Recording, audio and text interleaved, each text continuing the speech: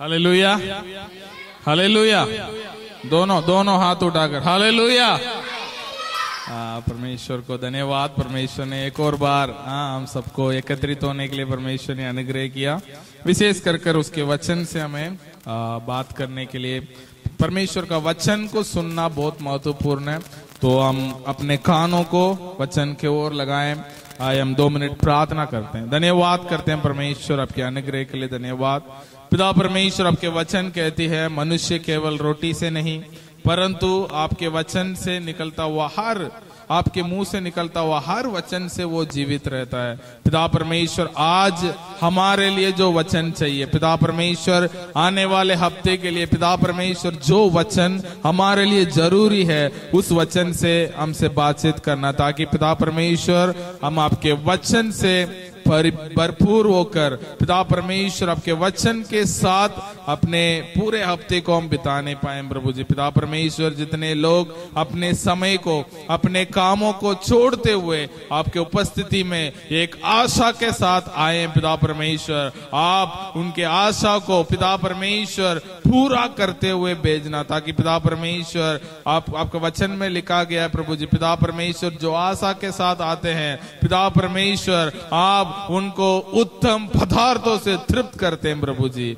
धन्यवाद करते हैं आपके वचन के लिए पिता परमेश्वर, आज का वचन हमारे लिए एक आशीषमय होने पाए। धन्यवाद, आपने प्रार्थना सुना, प्रार्थना मांगते हैं यीशु मसीह के नाम से, आमीन आमीन। Hallelujah, hallelujah. वचन जब हम प्रचार करते हैं, आप वचन को जब ग्रहण करते हैं, आप आमीन बोलिए, क्योंकि जो वचन आप ग्रहण करते हैं वो आपका जीवन में क्या करता है, कार्य करता है। हालेलुया। तो एक वचन पढ़ेंगे, दोबारा हम उसी सीरीज में जा रहे हैं, प्रार्थना के बारे में हम अध्ययन करते हुए आ रहे हैं, प्रार्थना कैसे करना है। तो पिछले हफ्ता हमने क्षमा के बारे में हमने सीखा था, माफ करना, उसके बारे में हम सीखे हैं। आज भी हम उसमें अध्ययन करेंगे। हम पढ़ेंगे मत्ती रचित सुसमाचार अध्याय 6 का 12। जिस प्रकार हमने अपने अपराधियों को क्षमा किया है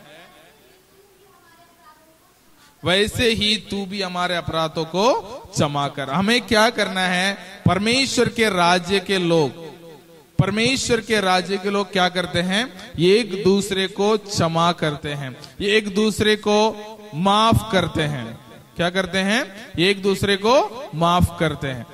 कोई भी मतलब वो आपके खिलाफ में कितना भी बड़ा गलत काम क्यों किया ना हो। मत्ती 6 का 12। पहले बोलने का टाइम में ध्यान से सुनिए।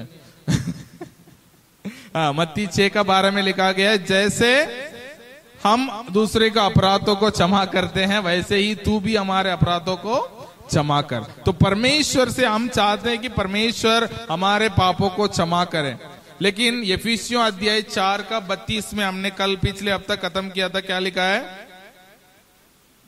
यफिसियों अध्याय 4 का 32, एक दूसरे पर कृपालु और करुणामय हो, और जैसे परमेश्वर ने मसीह यीशु में तुम्हारे अपराधों को क्षमा किया वैसे ही तुम भी एक दूसरे के अपराधों को क्षमा करो। हालेलुया।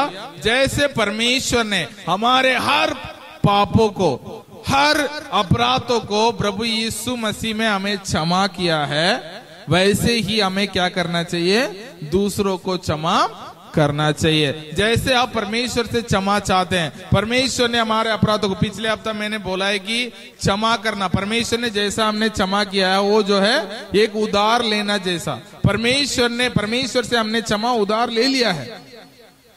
अभी कोई हमारे पास ऑप्शन नहीं है, अरे हम क्षमा नहीं करेंगे, नहीं, क्योंकि परमेश्वर ने हमें क्षमा कर दिया है। परमेश्वर ने हमारे हर अपराधों को, हमारे सोचों में, हमारे कामों में हमने जो भी गलत किया है उसे परमेश्वर ने क्या कर दिया, क्षमा कर दिया है। यदि आपके खिलाफ कोई भी अभी गलत करता है, आपको क्या करना पड़ेगा, उन्हें क्षमा करना पड़ेगा, क्योंकि प्रभु परमेश्वर ने हमें ऑलरेडी क्षमा कर चुके हैं। तो पिछले हफ्ते में हम दोबारा नहीं जाऊंगा, लेकिन जैसे भारत का कल्चर होता है, कल्चर जानते, कल्चर क्या है, संस्कृति। तो स्वर्ग का संस्कृति क्या है? माफ करना। क्या है स्वर्ग का संस्कृति? क्या है? माफ करना। जैसे कि हमारा कल्चर है, ठीक है, तो अलग अलग कल्चर होता है ना, कुर्ता पैजामा पहनना, साड़ी पहनना, हाँ, पंजाब में जाते तो सूट सलवार पहनना, ठीक है, बहुत सारा कल्चर है हमारा। हमारे खाने में हमारा तरीका अलग है, अलग अलग लोग अलग अलग तरीके से खाते हैं, रहना, उठना, बैठना, कपड़ा पहनना, बोली में बहुत अलग है हमारा कल्चर। हर कल्चर, मेरा कल्चर अलग है, आप लोगों का कल्चर अलग है। यूपी में अलग चलता है, तमिलनाडु में अलग चलता है, अमेरिका में अलग चलता है ना। जो चीज यहाँ अच्छा नहीं है वहां बहुत अच्छा है, ठीक है, तो कल्चर अलग है। वैसे ही स्वर्ग का भी एक संस्कृति है। तो स्वर्ग का संस्कृति ये है माफ करना, स्वर्ग का संस्कृति है। बदला लेना वो स्वर्ग का संस्कृति नहीं है। वो मनुष्य कहता है, मनुष्य क्या कर रहे हैं? अरे उन्होंने तुम्हारे साथ ये किया तो तुम भी उनके साथ करो, वो सही है। लेकिन स्वर्ग क्या कहती है? हाँ, माफ करना। क्योंकि परमेश्वर ने हमें माफ किया है, हमें भी क्या करना चाहिए? एक दूसरे को माफ करना चाहिए। क्योंकि हम यहाँ के निवासी नहीं है, हम स्वर्गीय वासी है। जब प्रभु यीशु मसीह को हमने ग्रहण किया है, हम स्वर्ग में नया जन्म पाए हैं, है ना। तो हम स्वर्गीय वासी, हमारा कल्चर में हमारे आदत भी क्या होना चाहिए? स्वर्गीय कल्चर जैसा होना चाहिए, ठीक है। तो एक और बात जब हम देखते हैं, जब हम एक किसी को क्षमा करते हैं तो हम क्या करते हैं? स्वर्ग को पृथ्वी में लाते हैं। हालेलुया। यदि आप किसी को क्षमा करते हो, क्या करते हो? स्वर्ग को पृथ्वी पे लाते हो। क्योंकि स्वर्ग में परमेश्वर क्या करते हैं? क्षमा करते हैं। जब हम भी किसी को क्षमा करते हैं तो क्या करते हैं? हम स्वर्ग को पृथ्वी पे लाते हैं। तो एक और बात मैं बताऊं तो क्या है? जहां क्षमा है वहां स्वर्ग है। जहां क्षमा है वहां स्वर्ग है। जहां दंड है या जहां माफी नहीं है वहां क्या है? नरक है ना। आपको विलोम शब्द पता है ना? स्वर्ग नरक, हाँ, गीला सूखा, लंबा छोटा। वैसे ही स्वर्ग और नरक, जहां लोग एक दूसरे को माफ करते हैं वहां स्वर्ग काम करता है। जहां एक दूसरे को बदला लेते हैं वहां नरक काम करता है। तो यहाँ पृथ्वी में रहते हुए आप स्वर्ग और नरक को अनुभव कर सकते हैं। पूरे रीति से अनुभव नहीं कर सकते, लेकिन उसका सारांश को आप क्या कर सकते हैं? अनुभव कर सकते हैं। जब हम एक दूसरे को माफ करते हैं, आपके खिलाफ कोई गलत करता है, आपको कोई गाली दे रहा है, आपके बारे में कोई बुराई कर रहा है, आप जब उनको माफ करते हो, आप क्या करते हो? स्वर्ग को इस पृथ्वी में लाते हो। जब वो व्यक्ति जो आपको करता है उसे ही आप भी उनको लौटा देते हो, तो आप क्या लाते हो? नरक को इस पृथ्वी में लाते हो। तो आपका घर स्वर्ग बनना, आपका घर नरक बनना किसके हाथ में है? हमारे हाथ में है। यदि आप एक दूसरे को माफ करते हो, पति अपने पत्नी को माफ करता है या पत्नी अपने पति को माफ करती है, तो क्या है? स्वर्ग उनके घर में है। ना तो लोग बोलते हैं ना, अरे हमारे घर तो नरक बना हुआ है। पति पत्नी को मारता है, पत्नी पति को गाली देती है, डांटती है, बच्चे माता पिता की बात नहीं मानते हैं। बोलते हैं कि वो कई लोग बोलते हैं हम इस पृथ्वी में रहते हुए नरक को महसूस कर रहे हैं। नहीं, यदि हम स्वर्ग के उस संस्कृति को यहां लाएंगे, हम स्वर्ग को अपने घर में अनुभव कर सकते हैं। एक दूसरे को माफ करना, बच्चे अपने माता पिता को आदर करना, उनके आज्ञा को पालन करना, और माता पिता अपने बच्चे को प्रेम से रखना, प्रेम से सिखाना, और पत्नियां अपने पति को आदर करना, और क्या करना, ये सब स्वर्ग का संस्कृति है। तो उसमें ये सब में महत्व भाग क्या है? क्षमा है। जब हम एक दूसरे को माफ करते हैं, हम स्वर्ग को इस पृथ्वी में क्या कर सकते हैं, महसूस कर सकते हैं। तो माफी कहाँ का संस्कृति है, स्वर्ग का। और दंड कहाँ का संस्कृति है, नरक का संस्कृति है ना। कहाँ नरक में क्या होगा, दंड होगा, है ना। जहां माफी होती है वहां लोग क्या महसूस करते हैं, आनंद को महसूस करते हैं। क्या महसूस करते हैं, आनंद को महसूस करते हैं। जहां दंड होता है क्या महसूस करते हैं, दर्द को महसूस करते हैं। तो दर्द कहां महसूस होगी, नरक में, और आनंद कहां महसूस होगा, स्वर्ग में। तो ये चीज को आपका याद रखना। तो जब आप एक दूसरे को माफ करते हैं, एक दूसरे के बारे में भलाई सोचते हैं, एक दूसरे से आप प्रेम रखते हैं, तो आप स्वर्ग को इस पृथ्वी में रहते हुए अनुभव कर सकते हैं। तो कुछ वचन को हम पढ़ते हैं। रोमियो अध्याय 14 का 17, रोमियो अध्याय 14 का 17 में क्या लिखा है,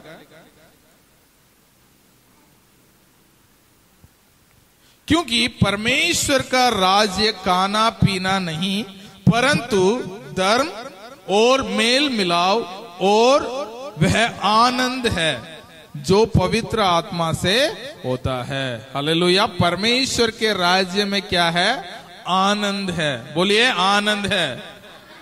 कहां आनंद है, परमेश्वर के राज्य में। हम कहां रहते हैं, परमेश्वर के राज्य में रहते हैं। हम परमेश्वर के राज्य के वासी हैं। वो केवल खाना पीना नहीं है, केवल काम करना नहीं है। परमेश्वर के राज्य में हम रहते हैं तो आनंद को हम अनुभव कर सकते हैं। ठीक है। तो एक और वचन पढ़िए, भजन संहिता अध्याय 30 का 11। तूने मेरे लिए विलाप को नृत्य में बदल डाला और तूने मेरा टाट उतरवाकर मेरी कमर में आनंद का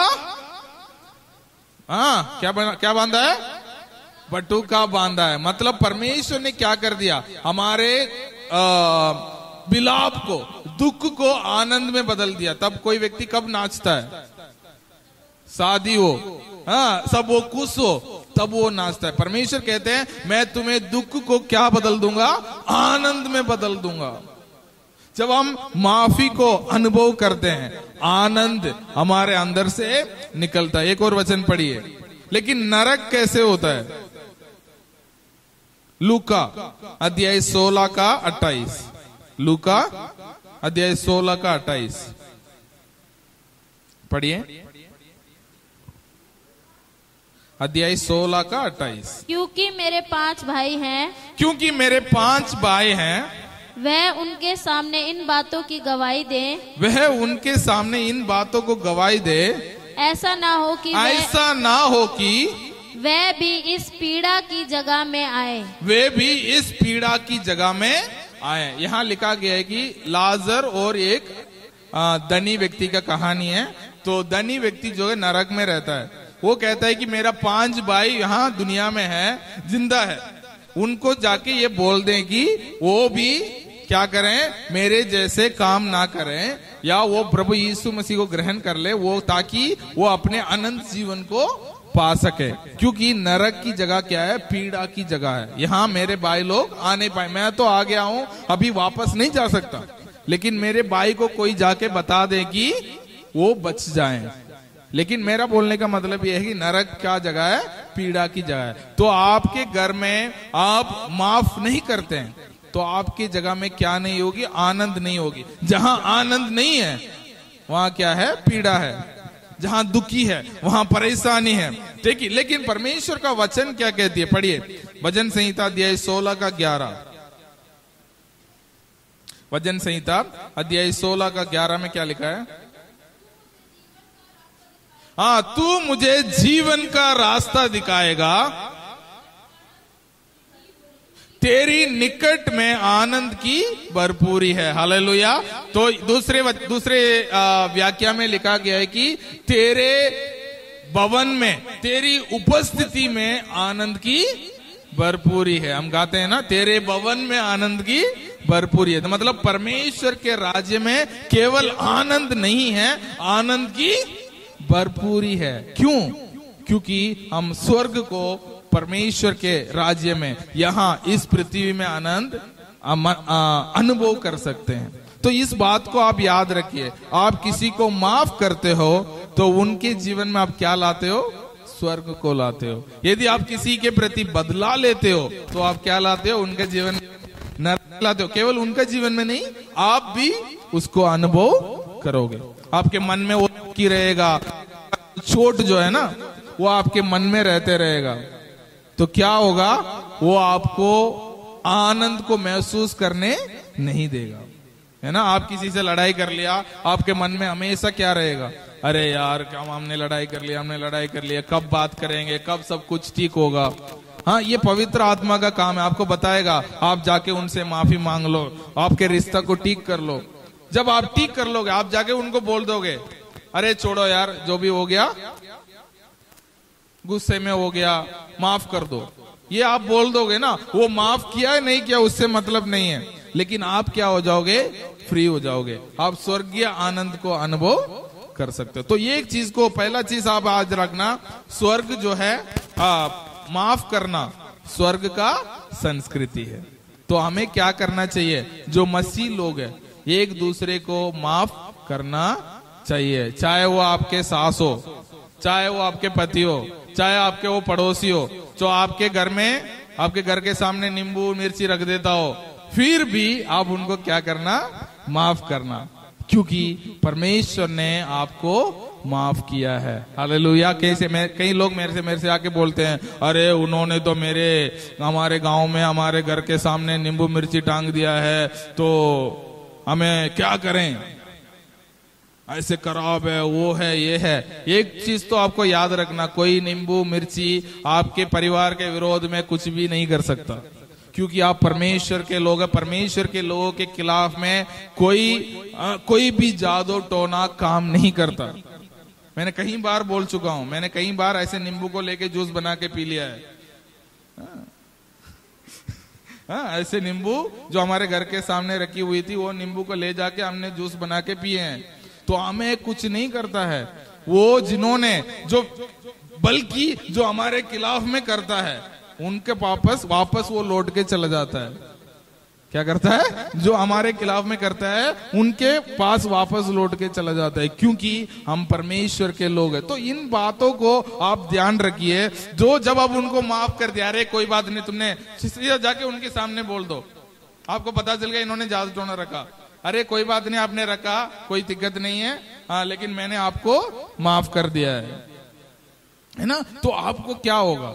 आपके मन में एक आनंद महसूस होगा, क्योंकि आपने उनको माफ कर दिया। ये थोड़ा सा तकलीफ है, क्योंकि मेरा अगला पॉइंट यही है, माफ करना एक कला है। क्या है? कला जानते हो? आर्ट। जैसे ड्राइंग बनाना एक कला है, गाना गाना एक कला है, हाँ ठीक है। ऐसे बहुत सारे कला है।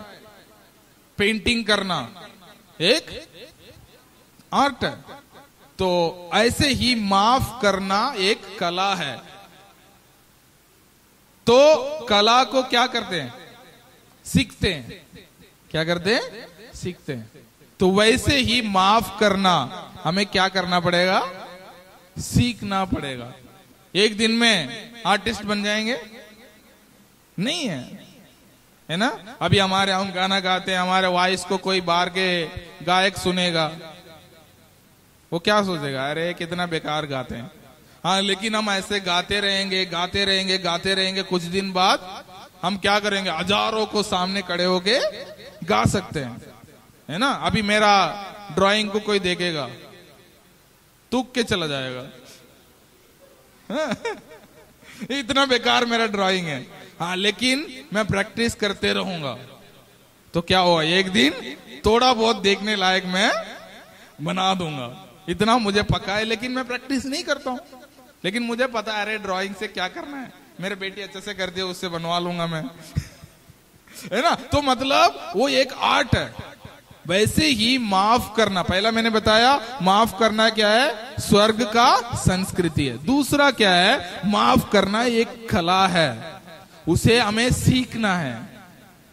पहले छोटे छोटे चीज को माफ करना सीखना। पहले ड्राइंग क्या सीखते हैं? हाँ, पहले एप्पल, हाँ, हार्ट, हमारे स्कूल में हार्ट बनाने सीखा, ऐसे ऐसा कर दो, फिर यहां से ऐसे कर दो तो हार्ट बन जाएगी है ना। तो मैंगो, एप्पल, छोटे छोटे पहले बॉल, हाँ, तो ये सारे छोटे छोटे चीज को सीखते हैं। वो एक कला है। जैसे एक कला को हम सीखते हैं वैसे ही माफ करने को भी हम सीखते हैं। पवित्र आत्मा हमारे अंदर रहता है, वो छोटे छोटे चीज को माफ करना सिखाता है। नॉर्मल व्यक्ति माफ नहीं कर सकता। इस दुनिया के लोग हैं, वो माफ करना उनके लिए बहुत मुश्किल है। लेकिन वचन कहती है पवित्र आत्मा हमारे सहायक है, वो हमारे अंदर वास करता है, हमें मदद करता है माफ करने के लिए, सिखाने के लिए। जैसे आपके पास एक ड्राइंग टीचर हो, आप खुद सीखते हो और आपके एक ड्राइंग टीचर आपको सिखाते हैं, उसमें फर्क होता है? फर्क होता है। आप YouTube में देख देख के सीखोगे, 4 साल हो जाएगी। लेकिन वही चीज, कोई ट्रिक है, ड्राइंग टीचर आपको क्लास में बताते हैं, आप तुरंत ही एक पीरियड में सीख सकते हो। ठीक है, तो वो फर्क होता है। तो आपके पास पवित्र आत्मा है, सहायक है, वो आपको मदद करता है छोटे छोटे चीज को कैसे माफ करना। हाँ, पहले अपने पति को सॉरी बोलना, हाँ, अपने बच्चों को सॉरी बोलना, अपने मम्मी को सॉरी बोलना, अपने दोस्त को सॉरी बोलना, छोटे छोटे चीज माफ करना आपको सीखना है। नहीं, हम तो बहुत बड़ी चीज को पहले माफ करेंगे, नहीं है, वो कभी नहीं हो सकता। कोई बोलता है नहीं मैं सबसे बड़ी आर्ट को पहले बना के सीखूंगा, हो सकता है क्या? नहीं हो सकता। मैं सीधा जाके किसी बच्चे को फोटो ले लूंगा, चलो इस फोटो को मैं कल बनाऊंगा, तो फिर क्या होगा? बच्चे नहीं होंगे वहां, और कुछ पिक्चर होगा। हाँ, मैं कितना भी कोशिश कर लूं, पूरे रात मेहनत कर लूं, तभी भी वो पिक्चर नहीं बनेगा। हाँ, लेकिन पक्का मुझे पता है, मैं एप्पल बनाने के लिए कोशिश करूंगा। हाँ, आज रात तक मैं बना दूंगा और अच्छा कलर भी शायद कर दूंगा। क्यों? क्योंकि मैं बेसिक से क्या कर रहा हूं, शुरू कर रहा हूं। तो वैसे ही माफ करना एक कला है, उसे क्या करना चाहिए? सीखना चाहिए धीरे धीरे। हाँ, जो व्यक्ति अपने घर में माफी नहीं मांगता, बाहर जाके कैसे माफ करेगा? नहीं कर सकता। हाँ, घर में जो माफ नहीं कर सकता, अपने भाई बहन को माफ नहीं कर सकते हैं, अपने पति पत्नी को माफ नहीं कर सकता, पत्नी पति को माफ नहीं कर सकती, वो बाहर जाके पड़ोसी को कैसे माफ करेगा? नहीं हो सकता। इसे आपके घर में प्रैक्टिस करना है। जो घर में ड्राइंग को प्रैक्टिस करेगा, वहां जाके कंपटीशन में भी अच्छा करेगा। वैसे ही माफ करना एक कला है, उसे हमें क्या करना चाहिए? सीखना चाहिए। जब हम सीखते रहेंगे, हाँ, एक दिन हम क्या हो जाएंगे? परफेक्ट हो जाएंगे।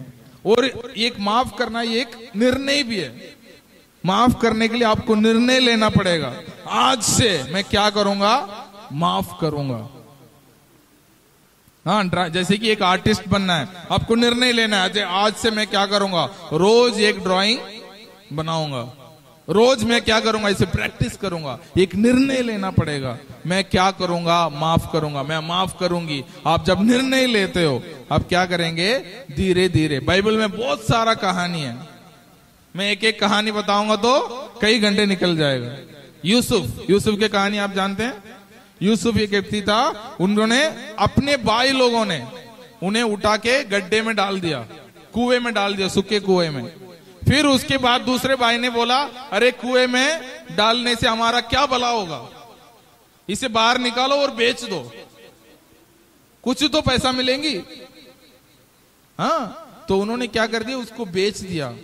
तब परमेश्वर ने, एक भाइयों के चक्कर में 20 साल बंदा जेल में पड़ा था, 20 साल उसने जेल की हवा खाई, जेल में लोग मारे होंगे, गाली दिए होंगे, ये सब अपने भाइयों के वजह से। जब परमेश्वर ने उसको आशीष किया, एक दिन उसके भाई लोग को पता चल गया मेरे भाई दूसरे देश का प्रधानमंत्री बन गया। भाई लोग डर गए थे, लेकिन यूसुफ ने क्या किया? डरो मत, मैंने तुम्हें क्या कर दिया? माफ कर दिया। आपने मेरे खिलाफ में क्या किया? मेरे खिलाफ में बहुत बुराई किया, लेकिन ये सारे चीज को मैं क्या करता हूं? माफ करता हूं। हाँ, उसके बाद एक और कहानी है बाइबल में। इसहाक और येसा, दो व्यक्ति थे, ठीक है। तो एक भाई था, याकूब जो है हमेशा धोखा देता है। तो वो क्या करता है, अपने भाई को, जैसे कि उनका रीति रिवाज में क्या होता था, पापा जो है क्या करते हैं, जिसके ऊपर हाथ रख के आशीर्वाद देते हैं, है ना, वो आशीषित माना जाता है। विशेष कर बड़े बेटा को वो क्या करते हैं, आशीष देते हैं। तो छोटा बेटा क्या हो गया, बड़ा बेटा जैसा कपड़ा वपड़ा पहन के, अपने उसके हाथ में बाल नहीं रहता है, तो बकरे के बाल वाल लगा के अपने पिता के पास चला जाता है और बोलता है कि पापा मैं बड़ा भाई आया हूं, बड़ा बेटा आया हूं, मुझे क्या कर दो, आशीष कर दो। तो पापा ने भी अपने, उसके पापा अंधे हो गए थे, बुढ़े हो गए थे, आंख दिखाई नहीं दिया, तो उन्होंने उसके हाथ वगैरह टच करके देखा और यहाँ भी टच करके देखा, बाल थी, अच्छा ये तो मेरा बड़ा बेटा है, ऐसे बोल के उसके ऊपर हाथ रख के आशीष दे देते हैं।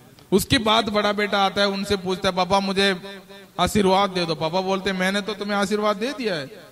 वो फिर बड़ा भाई क्या करता है, बैठ के रोता है, अरे मेरा भाई ने मेरे साथ धोखा कर दिया है।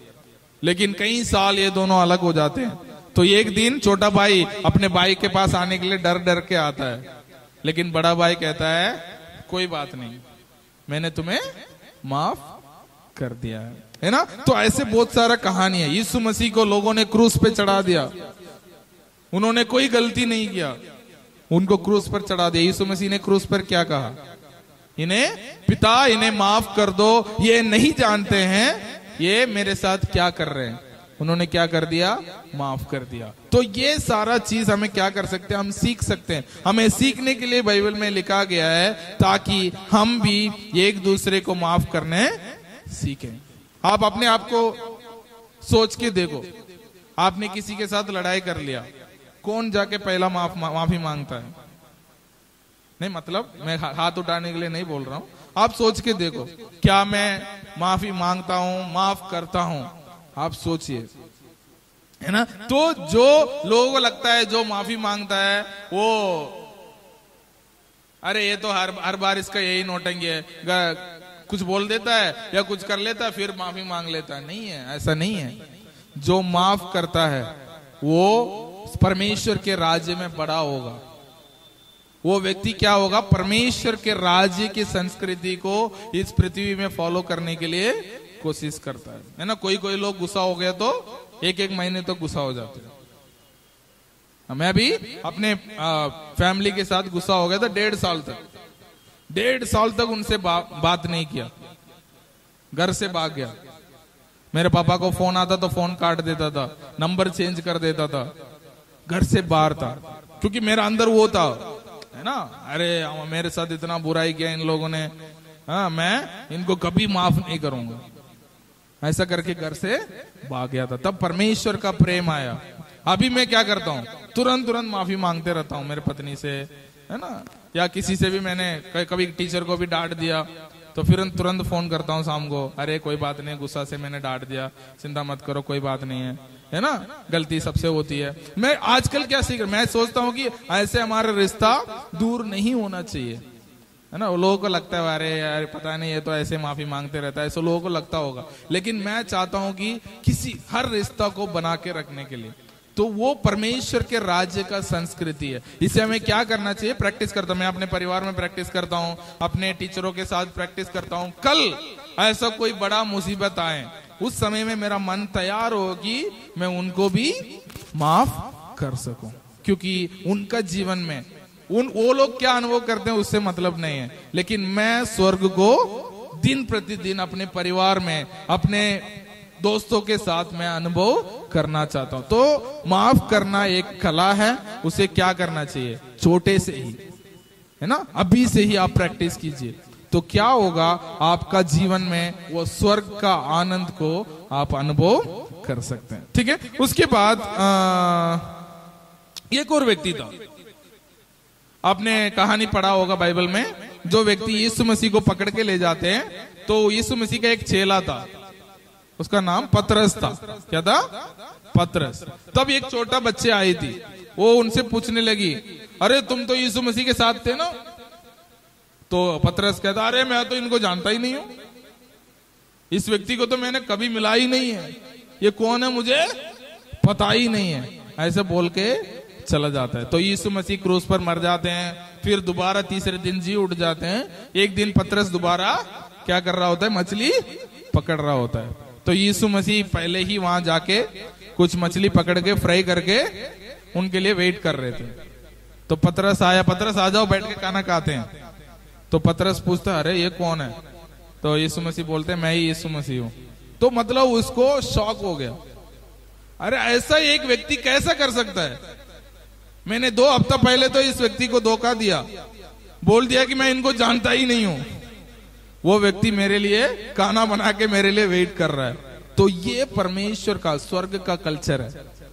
वो व्यक्ति आपका खिलाफ कितना भी बुरा क्यों ना हो, है ना, उनके प्रति हमें क्या करना चाहिए, भला करना चाहिए। ठीक है। तो एक और तीसरा, क्षमा करना बदला लेने से अच्छा है। क्या है? क्षमा करना बदला लेने से अच्छा है ना। Forgiveness is always greater than revenge, है ना। आप हमेशा देखो, जो व्यक्ति बदला लेता हो और जो व्यक्ति क्षमा करता हो, है ना, वो व्यक्ति को हमेशा दुनिया जो है, शुरू में अच्छा बदला लेने वालों को लोग अच्छा समझते हैं, लेकिन जो व्यक्ति माफ करता है उसे महान कहते हैं। क्या कहते हैं? महान कहते हैं। परमेश्वर को हम महान क्यों कहते हैं? क्योंकि वो हमें माफ करता है। हालेलुया।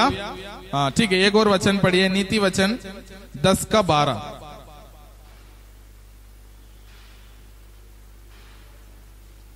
नीति वचन 10:12।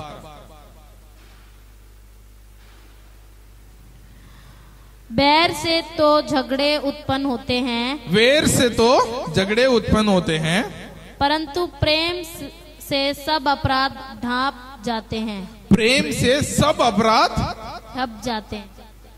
क्या हो जाते हैं? टप जाते हैं। ये क्या होता है? मतलब सब बंद हो जाता है। जैसे मान के चलो, ये आपके पड़ोसी ने आपके घर से 10 रुपया चोरी कर लिया। 10 रुपया पड़ोसी के बच्चे मान लो, और आपके बच्चे ने 10 रुपये चोरी कर लिया, तो क्या होता? आपका रिएक्शन कैसे होता?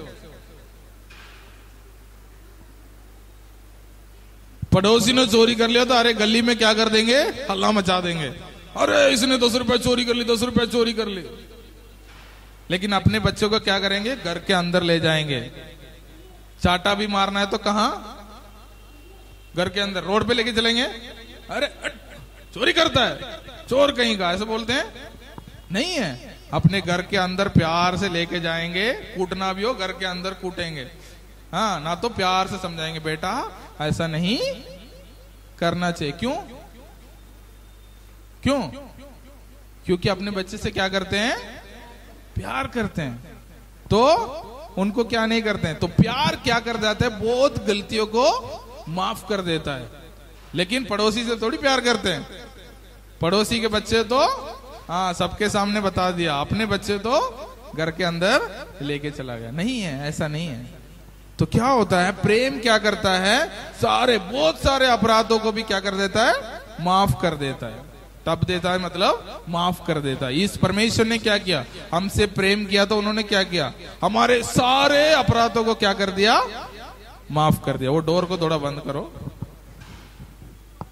तो परमेश्वर ने क्या किया? हमें सारे पापों को माफ कर दिया है। पहला पतरस 4:8 पढ़िए। पहला पतरस 4:8।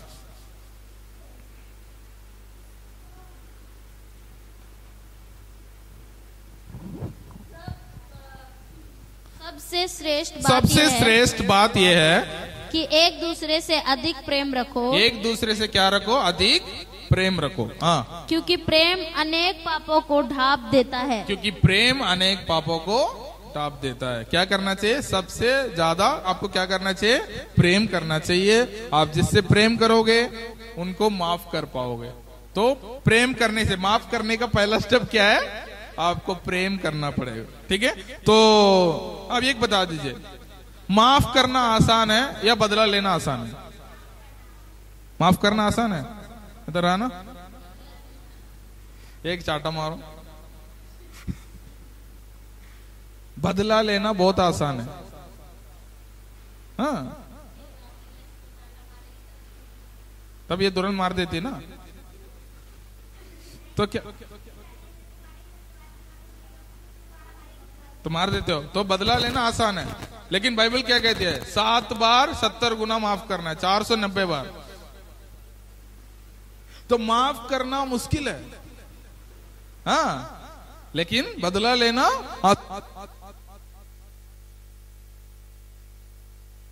वो हाथ से मार नहीं पाता तो क्या करता है? मुंह से दे देता है बदला, है ना, गाली दे देता है, उनके बारे में बुरा भला कह देता है, तो वो तो बदला हो ही गया, है ना। लेकिन माफ करना बहुत मुश्किल है। कोई आपको गाली दे रहा है, चुपचाप सुनना बहुत मुश्किल है। मैं गाड़ी चलाता हूं, कोई व्यक्ति बिल्कुल सामने आ जाता है, तुरंत खिड़की खोल के डांटने का मन करता है, अरे यही मरना था तुझे, ऐसा करने का मन करता है। फिर ये क्या कर लेते हैं?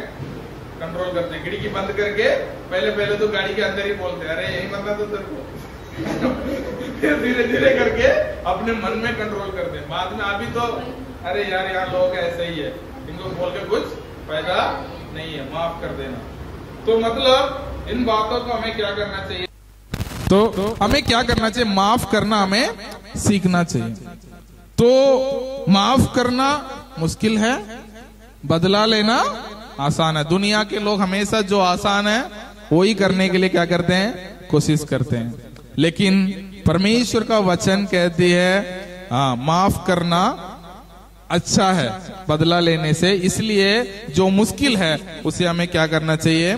कोशिश करना चाहिए। एक और वचन पढ़िए, नीति वचन 5 का नहीं, नीति वचन 25 का 21 और 22। यदि तेरा बैरी भूखा हो तो उसको रोटी खिलाना। यदि आपके दुश्मन जो आपका बुराई चाहता है वो भूखा है तो उनको क्या खिलाना? रोटी खिलाना। और यदि वह प्यासा हो तो उसे पानी पिलाना। हाँ, यदि कोई प्यासा, वो व्यक्ति आपका दुश्मन प्यासा है तो उसे पानी पिलाना। हाँ, आगे 22। क्योंकि इस रीति तू उसके सिर पर अंगारे डालेगा। हाँ, इस रीति आप उसके सिर पर क्या डालेगा? अंगारे डालेगा। और यहोवा तुझे इसका फल देगा। हाँ, यहोवा उसको इसके लिए आपको फल देगा। मतलब कोई आपके खिलाफ गलत करते हैं, आप उसके वापस में उनको भलाई करते हैं तो क्या होगा? आपने जवाब कैसे दिया? बुराई का जवाब भलाई से दिया। तो यहोवा जो ऊपर देखता है आपको क्या करेगा? उसका फल वो देगा। एक और वचन पढ़िए, रोमियो अध्याय 12 का 14। रोमियो 12 का 14। 12 का 14। अपने सताने वालों को आशीष दो, श्राप ना दो। हाँ, आशीष दो, श्राप मत दो। हाँ, जो आपको कोई सताता है उनको क्या करना है? आशीष देना है। तू जिंदगी में कभी सुधरेगा नहीं, ऐसा नहीं बोलना है। उनको क्या करना है? आशीष देना है। कोई आपको सताता है उनको आशीष देना है, श्राप तो बिल्कुल नहीं देना। आशीष नहीं दे पाते तो बिल्कुल चुप हो जाओ। श्राप तो देना ही नहीं है किसी को भी, कितना भी बुरा इंसान क्यों ना हो, श्राप तो उनको देना ही, हाँ, मुंह खोल के बोलिए, देना ही नहीं है। श्राप तो मसीह लोगों के मुंह से निकलना ही नहीं है, चाहे वो कितना भी बुरा व्यक्ति क्यों ना हो। बल्कि वचन क्या हमें सिखाती है? उन्हें आशीष देना। बोले हालेलुया। हाँ, हमें सताने वालों को हम आशीष देंगे, श्राप नहीं देंगे। हाँ, ये परमेश्वर के राज्य का संस्कृति है। ठीक है, पढ़िए 18 से 21 उसी अध्याय का है।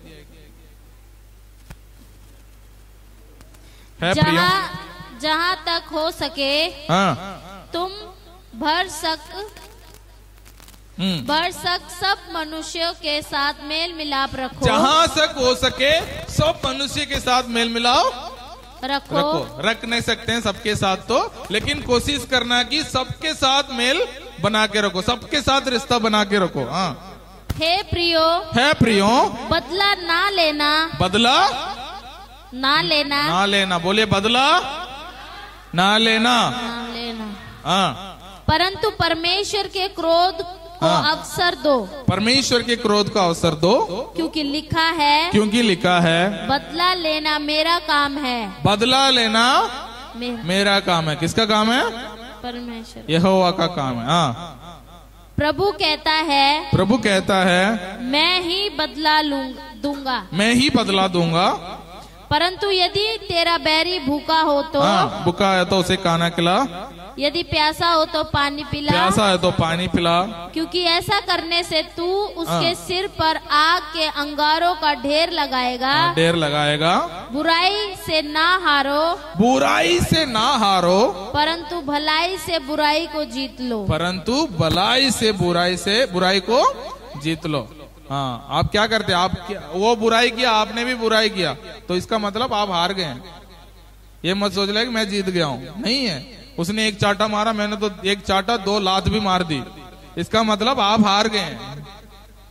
वचन क्या कहती है? बुराई को भलाई से जीत लो। दुनिया कहती है अरे कोई बात नहीं, उसने एक मारा तुमने 2 बार ली, बात बराबर। ये दुनिया की संस्कृति है, लेकिन परमेश्वर का वचन कहती है बुराई को भलाई से जीत लो। हालेलुया। ये सब लोग कर सकते हैं? नहीं कर सकते हैं। जो स्वर्गीय राज्य का है वो ही कर सकता है। उस कला को जो प्रैक्टिस करता है वो ही कर सकता है। आजकल रील चलते रहता है ना, बहुत सारे रील चलता है। हाँ। तो कल भी मैंने एक कॉमेडी शो देख रहा था, कपिल शर्मा शो, ऐसे एक शो आती है, उसको भी देख रहा था। तो वो कहता है आपके वो पति पत्नी 2 लोग आए हुए थे, सिद्धू और उनके पत्नी आए हुए थे, तो आप लोग इतना खुश कैसे रहते हैं? तो पति बोलता है मैं तो जाके पैर पड़ जाता हूँ पत्नी के, तो हमारे परिवार खुश। नहीं, मतलब मैं हर बात में सॉरी बोल देता हूं तो परिवार में खुशी बनी रहती है। कोई माफ करने से या सॉरी बोलने से कोई व्यक्ति नीचा नहीं हो जाता। तो इसका मतलब वो भलाई चाहता है। वो क्या कर सकता है? बुराई को भलाई से जीतना चाहता है ना। तो परमेश्वर का वचन दुनिया के लोग भी आजकल सीखने लगे, लेकिन मसीह लोग सीख नहीं रहे हैं, है ना। दुनिया के लोग इस प्रिंसिपल को, इस सिद्धांत को दुनिया के लोग सीख रहे हैं और फॉलो कर रहे हैं, है ना। गांधी जी ने बोला मैं बाइबल को पसंद करता हूं, लेकिन मसीह लोगों को पसंद नहीं करता हूं। मसीह लोग बाइबल पढ़ते हैं, बाइबल को मानते नहीं है ना। समझ में आ रहा नहीं आ रहा है? गांधी जी ने कैसा जीता? सत्याग्रह करके उन्होंने जीता था। लेकिन